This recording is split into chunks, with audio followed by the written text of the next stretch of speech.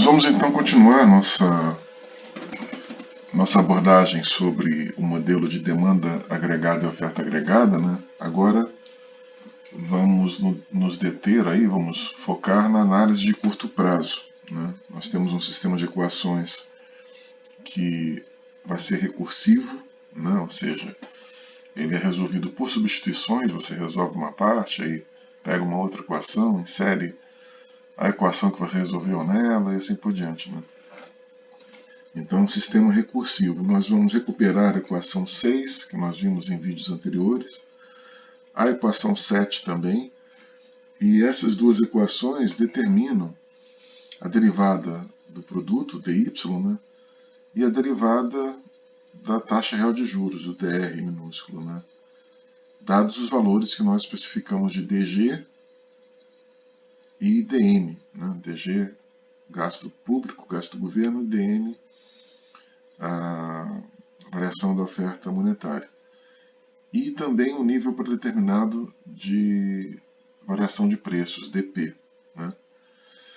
E aí, quando nós determinamos o valor de dy, né, ele pode ser substituído na equação 8. Então a gente pega a equação 6 e 7, resolve, acha dy, substitui na equação 8. Como eu disse, o sistema é recursivo. Né? E aí a gente determina a alteração de preços, né, o P ponto. Né?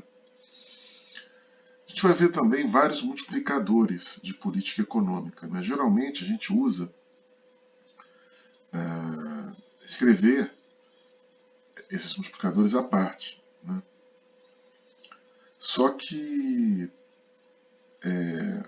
nós escrevemos esses multiplicadores deduzindo cada um deles. Né? E essa dedução é feita com álgebra matricial, mais especificamente com regra de Cramer. Né?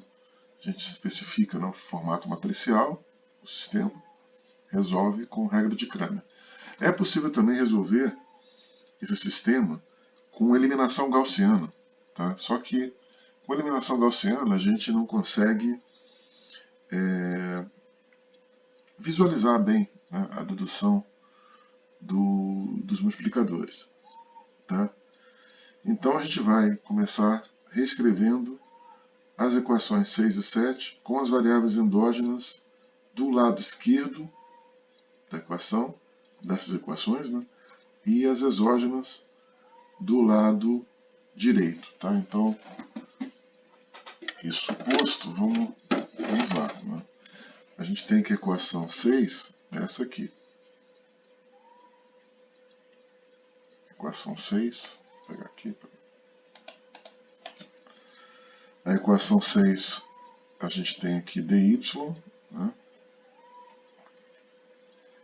dy então é uma variável endógena, né? Então aqui é uma variável exógena, e desse lado da equação a gente tem as vexos, né? As variáveis exógenas, tá? Só para detalhar o que eu tinha explicado. Bom, o dy então é igual.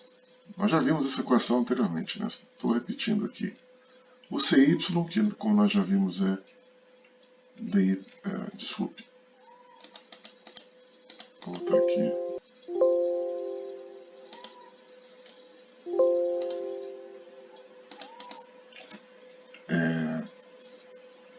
É isso aqui, tá? dc dy, né? O impacto no consumo de uma variação na renda, né? Então, cy dy mais y dy, né? E aqui o restante da equação.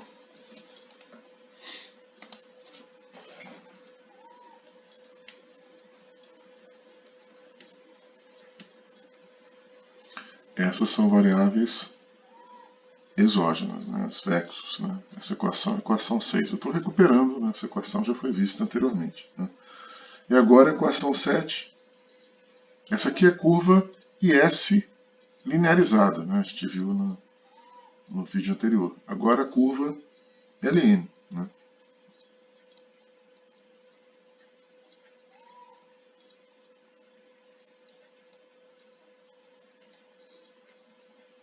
Demanda por moeda, a parte que é afetada pela renda, e demanda por moeda, a parte que é afetada pela taxa de juros, né? A taxa de juros a gente viu que I é igual a R, né? Então, tanto faz botar I ou R aqui, né?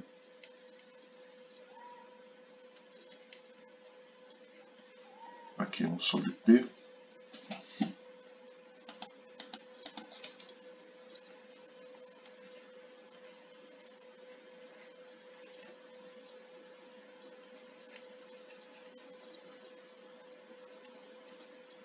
Essa aqui é a curva LN, né?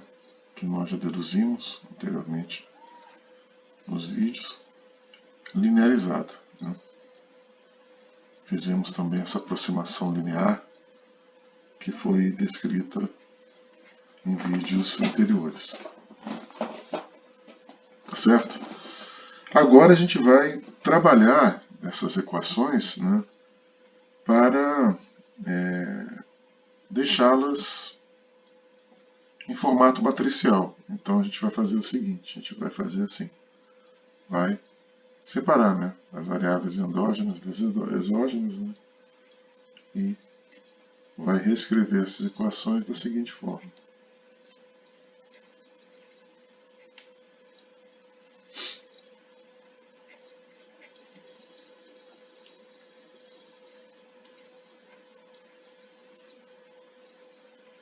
Você pode botar aqui, bom, deixa assim, dr e aqui dg, né? E aqui agora a gente reespecifica, colocando em evidência o y, né? O dy a gente coloca em evidência e vai ficar assim.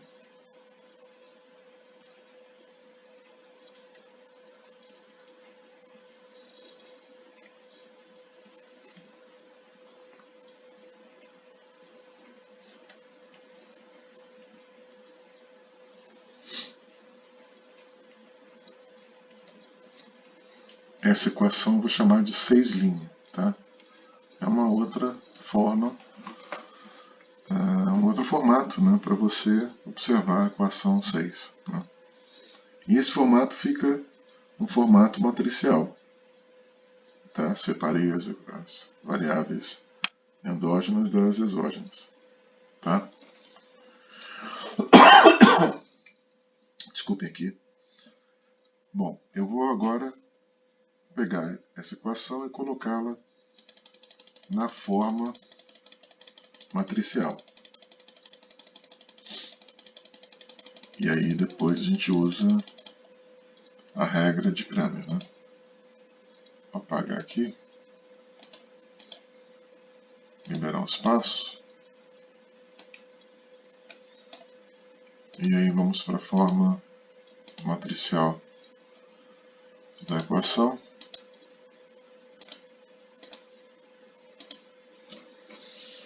Que vai ficar assim. Eu coloco a minha matriz, eu coloco entre parênteses, tá? Se você quiser colocar entre colchetes, tudo bem também, não tem problema. Né? Então fica assim.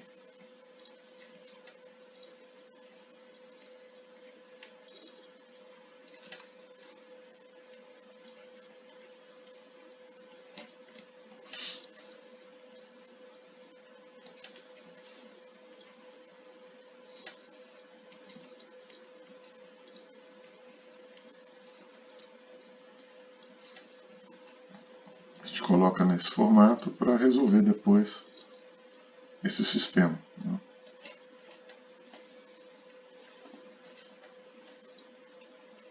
Que é um sistema de equações simultâneas, né? Que vai ser resolvido por regra de Cramer e depois a gente estuda também o sinal no final dos multiplicadores. A gente vai achar alguns multiplicadores, né, na sequência. Então, essa aqui é a especificação do sistema formato matricial. Tá? Essa equação matricial, a gente chama ela de equação 9. Tá certo? E a gente vai aplicar a regra de Cramer. Né? Eu vou aplicar algumas, né, e deixar outras para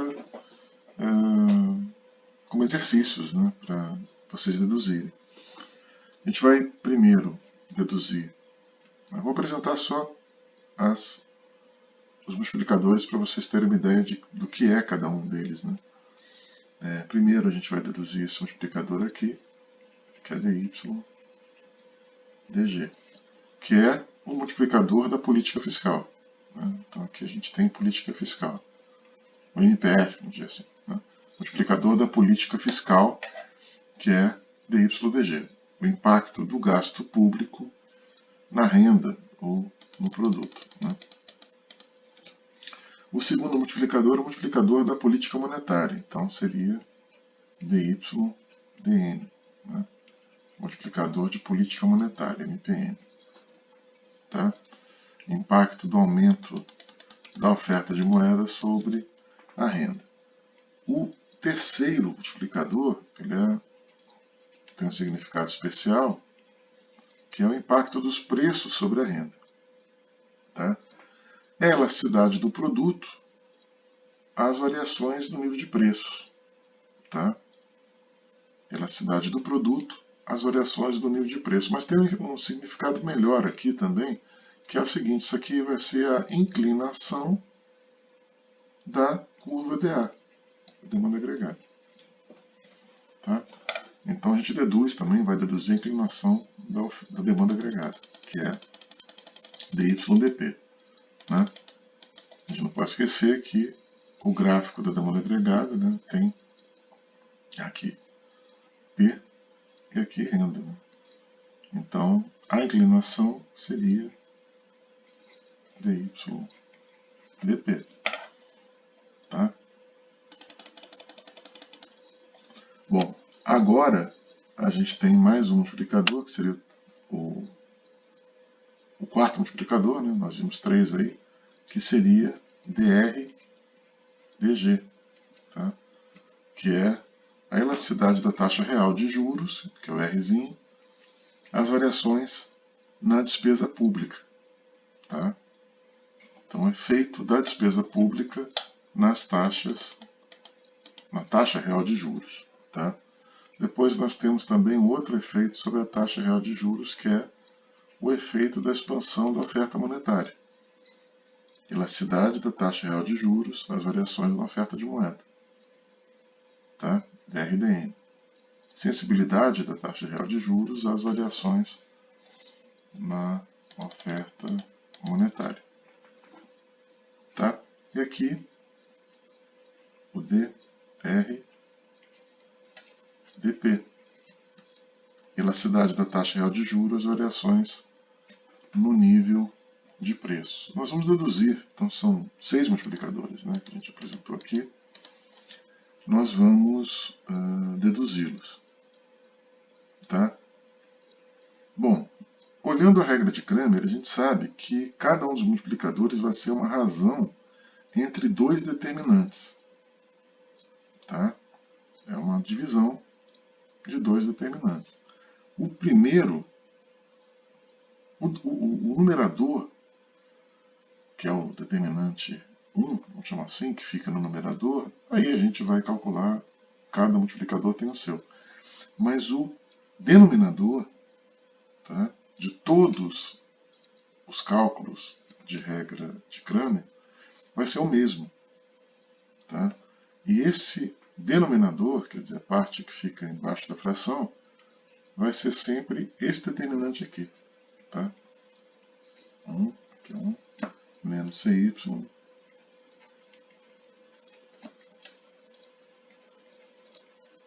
é sempre esse determinante. É igual para todos, ele é o denominador de todos os cálculos, né, dos multiplicadores pela regra de Cramer. Então, a gente vai fazer a multiplicação aqui, que seria isso aqui,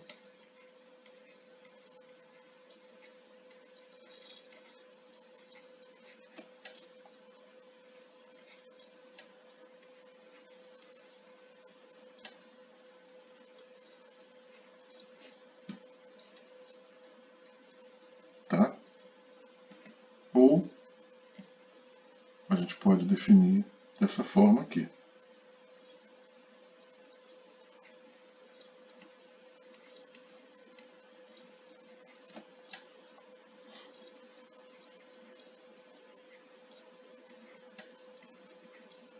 Só para eliminar aquele sinal negativo, né? Tá? Então a gente teria esse denominador aqui.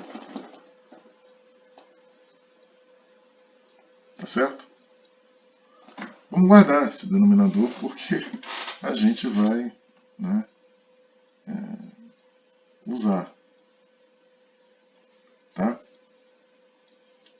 E eu vou denominar, vou chamar esse denominador aqui nos cálculos por um ponto. Vou chamar isso aqui de um ponto, uma bolota aqui, tá? Eu vou chamar depois, para não ter que ficar repetindo essa expressão toda hora, eu vou chamar de ponto, tá? Bom, agora a gente vai apagar isso aqui.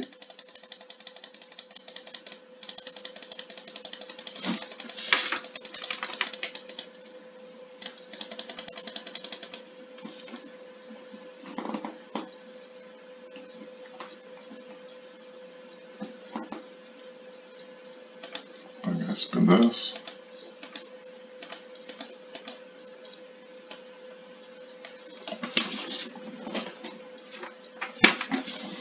E vamos fazer agora os cálculos dos multiplicadores, né? Vamos primeiro calcular o numerador, né, os numeradores. Né? Vamos calcular o numerador. Né? O numerador de dy dg. Tá? Nós calculamos os numeradores substituindo a coluna dos coeficientes da variável endógena pelas colunas dos coeficientes da variável exógena. Tá? Então vamos calcular as 6 numeradores. O primeiro numerador vai ser esse aqui. Né? Vai ser isso aqui. A gente substitui 1 aqui e 0. Né? Esse 1 e 0 aqui, né? Que está aqui. Substituímos. E aqui temos menos IR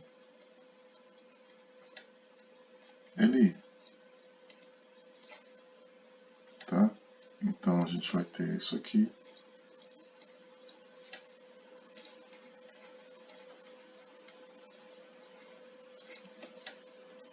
A gente vai ter LI.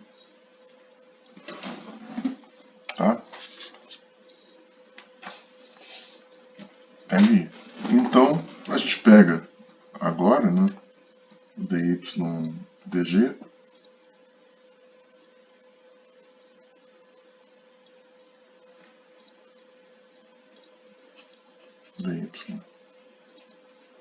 dg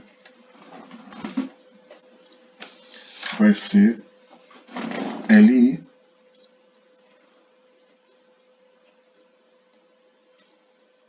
sobre o ponto lá que nós fizemos. Né? É o ponto que nós fizemos lá.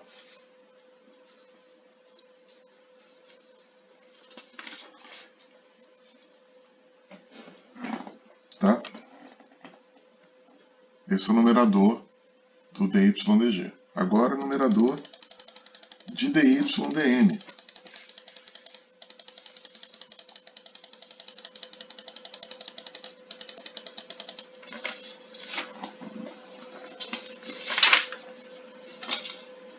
Só pegando o dydg aqui, vamos calcular logo o dydg, né?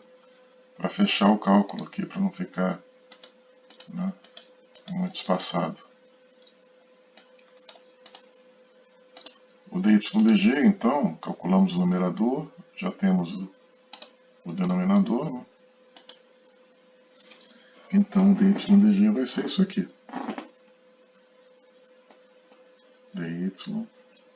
dydg.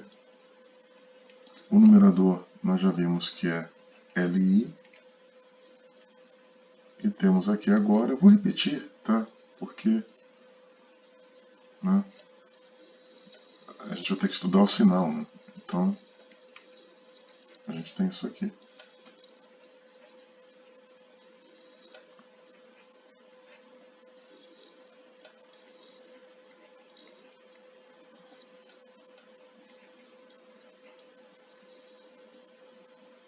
Tá? Bom, agora a gente vai estudar o sinal. Isso chama-se estática comparativa mesmo, né? Nós vamos fazer um exercício de estática comparativa, que é o estudo desses sinais, né? Aqui eu vou ter que o impacto, o efeito da taxa de juros nominal, não real, sobre a demanda por moeda é negativo. Quanto maior os juros, menor é a demanda por moeda, né? Quando o juro aumenta, as pessoas demandam menos dinheiro e demandam mais títulos, que rendem juros, porque dinheiro não rende juros, né? Então, aumentando a taxa de juros nominal, aumenta o custo de oportunidade das pessoas manterem dinheiro, né, em espécie, né? Então, esse sinal aqui é negativo. Tá? Então, aqui também é negativo. O CY aqui, aliás, o IY, o efeito da renda sobre o investimento, é positivo. Tá? Eu vou tirar aqui, peraí, eu vou tirar esse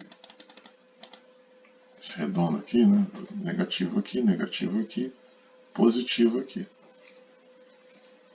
Tá? Só que eu não sei o valor de 1 menos CY. Né? Eu sei que o CY, tá? Ele é maior que 0 e menor que 1. Tá? Então ele pode ser qualquer valor entre 0 e 1. Né? Mas eu não sei o valor de CY. Né? Por exemplo, se Y for igual a 0, se o CY fosse igual a 0, eu teria 1 menos 0, né, menos IY. Né? Mas se o CY for igual a 1, 1 menos 1 é igual a 0. Eu teria menos IY, que seria negativo. Então eu não tenho como determinar esse pedaço todo aqui. Tá?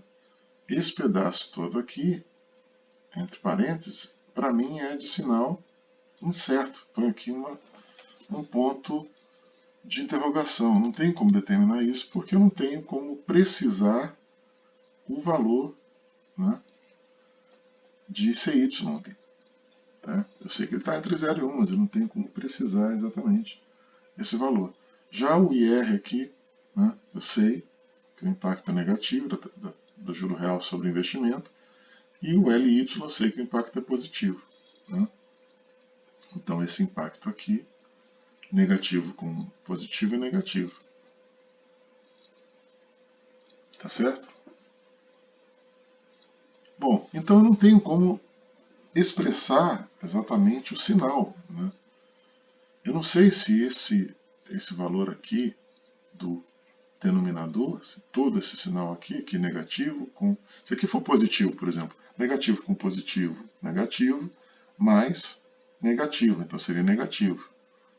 Negativo com negativo, positivo, mas eu não tenho certeza desse sinal aqui. Né? Então tem que trabalhar com hipóteses sobre o sinal, né? Esse sinal aqui, do CY, que é a minha propensão marginal a consumir. Tá? Então não temos como definir. Eu vou, por exemplo, fazer uma simulação aqui. Por exemplo, se eu tenho 0,6 como CY, tá? E tenho, por exemplo, o YY como 0,3, tá? Eu terei 1 menos 0,6 menos 0,3 igual a 0,1. 0,1, que é positivo. Tá? Mas se eu tenho, por outro lado, o y como 0,5, né, mantenho o cy como 0,6, mas ponho o y como 0,5. Tá? Então eu tenho aqui, ó, 1 menos 0,6 menos 0,5 menos 0,1, que é negativo. Tá? Então, eu não tenho como definir o sinal dessa expressão entre parênteses. Né? Nesse caso, eu ponho desculpe, eu ponho isso aqui. Né? Eu concluo, onde se conclui, que esse valor aqui, dessa expressão, ele é incerto. Ele pode ser maior, pode ser igual, ou pode ser menor que zero. Tá? Sinal incerto.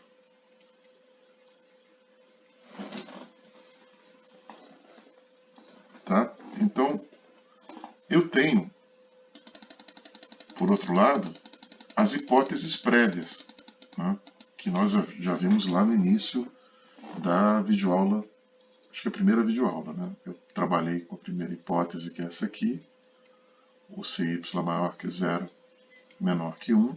Eu trabalhei com a hipótese também de que o Y, o LY e o H', né, são todos positivos e que o IR e o LI são negativos. Tá? São hipóteses que eu estou trabalhando e dentro dessas hipóteses eu tenho, né, um sinal incerto.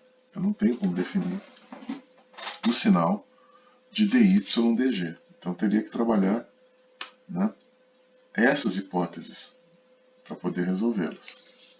Tá? Bom, então essa é a primeira conclusão que eu tiro aqui desse multiplicador de política fiscal. Né? A primeira conclusão é que o sinal do multiplicador de política fiscal é incerto. Eu não tenho como precisar, né? Como especificar. Tá? Agora vamos continuar aí com o segundo multiplicador, né? Que é o multiplicador de política monetária. A gente tem isso aqui. O numerador, de novo, o numerador do multiplicador de política monetária, que é DY dN, né? O numerador, vamos pegar só o numerador, né? E cálculo, depois a gente põe. Pode botar direto aqui para o cálculo ficar completo. Vou botar um pouco mais para baixo aqui. DY dN é igual. O denominador, nós já sabemos, né? É igual ao preço, nesse caso, vezes, aí fica o ponto aqui, né?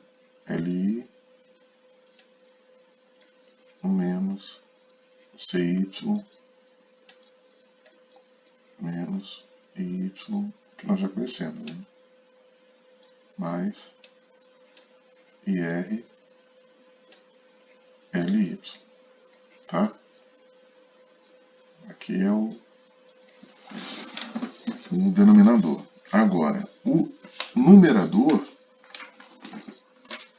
desse multiplicador de política monetária vai ser isso aqui. Né? A gente substitui o zero aqui, 1 sobre P, que é essa coluna aqui, né?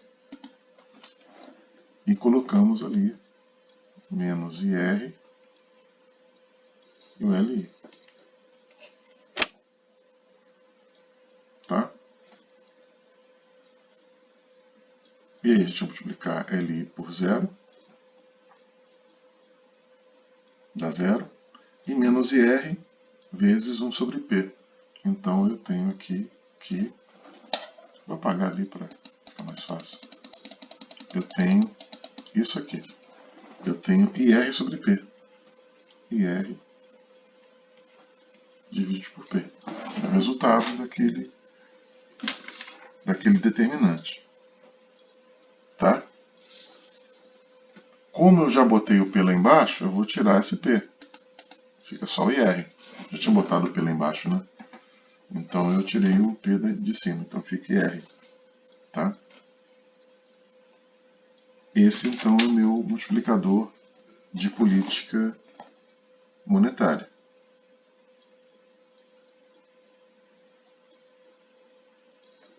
Tá certo?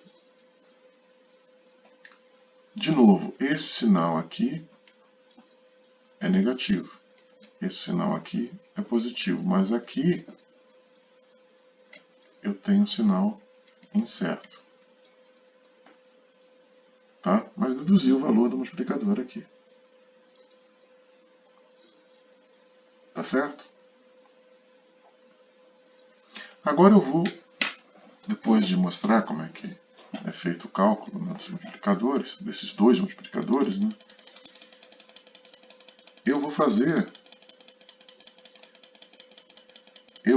o seguinte, eu vou apresentar o resultado apenas, né, dos outros multiplicadores e fica como exercício a dedução, o cálculo via regra de Cramer desses outros multiplicadores. Né? Então, a gente tem aí como exercício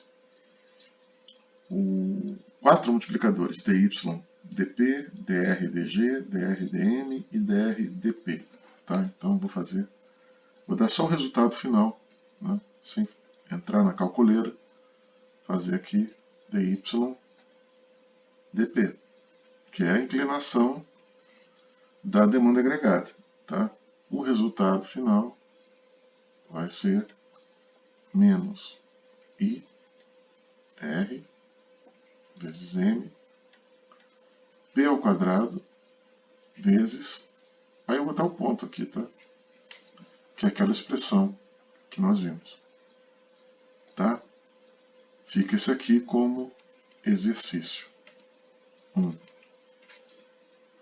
Para vocês resolverem. Achar esse resultado aqui. Tá? Agora, outro multiplicador. O dr dg, efeito do gasto público, da despesa pública sobre a taxa de juros real. dr dg. Tá? O resultado vai ser menos ly, li. Aqui embaixo eu não vou nem botar, é o ponto todo. Né? Aqui é o ponto. Menos li sobre o ponto. Tá? Que é aquela expressão que nós já vimos de sinal indefinido. Tá? Esse aqui é o exercício 2 para vocês resolverem. Deduzir esse multiplicador. Tá? Que é a elasticidade da taxa de juros real em relação à despesa pública. Tá? O quinto multiplicador, o penúltimo, né, é dr dm, que vai ser 1 menos cy menos iy divididos por p vezes aquela expressão. Outro exercício. Exercício 3. Tá? dr dm. Todos com sinal indefinido. A gente não tem como definir esses sinais. Depois a gente vai definir a partir do uso de alguns pressupostos adicionais. Aqui a gente tem dr, vou dar um escrito aqui,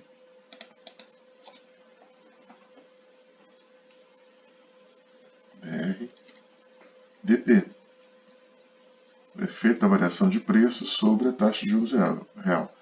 A elasticidade da taxa de juros real, a acessibilidade da taxa real de juros a variações nos preços. Né? Então a gente tem isso aqui. Uma reta muito curva, né? Vou pegar uma reta melhor.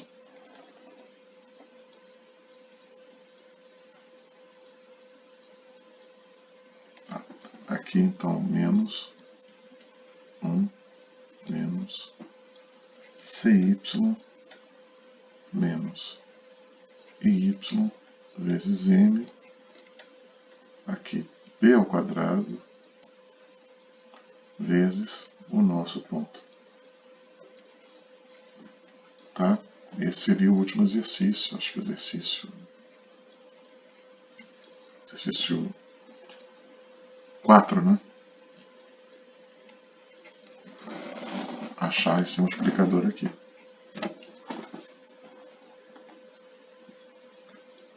Tá? E aí a gente termina essa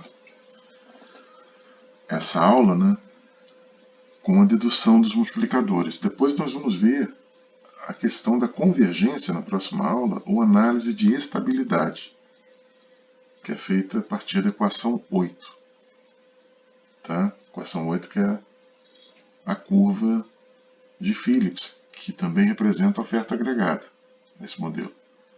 Né? A gente vai ver a convergência e análise de estabilidade, a partir do exame, da análise aí, da curva de Phillips, ou curva de oferta agregada, curva de Phillips com expectativas. Né? Tá? No próximo vídeo a gente vê isso. A gente já deduziu aqui, mostrou o modelo, né? Deduzimos inicialmente os multiplicadores, agora vamos partir para a análise da convergência ou da estabilidade no próximo vídeo. Até lá!